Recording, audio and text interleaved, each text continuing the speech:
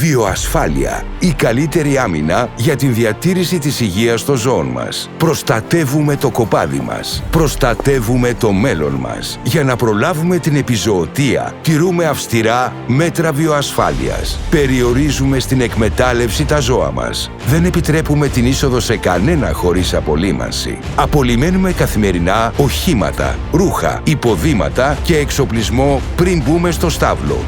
Δεν μετακινούμε ζώα. Η ασφάλεια ξεκινά και από τις ζωοτροφές. Προμηθευόμαστε μόνο από αξιόπιστους, εγκεκριμένους προμηθευτές. Ελέγχουμε τα παραστατικά διακίνησής τους. Αποθηκεύουμε τις ζωοτροφές σε καθαρούς, στεγνούς χώρους, μακριά από ζώα και επιμολύνσεις. Η παραβατικότητα μεταδίδει την ασθένεια. Σε περίπτωση εμφάνισης ύποπτων συμπτωμάτων, δεν περιμένουμε. Δεν ρισκάρουμε. Ενημερώνουμε άμεσα τις κτηνιατρικές αρχές.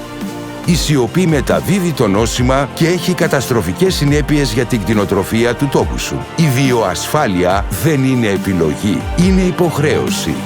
Τήρησε τα μέτρα. Τώρα.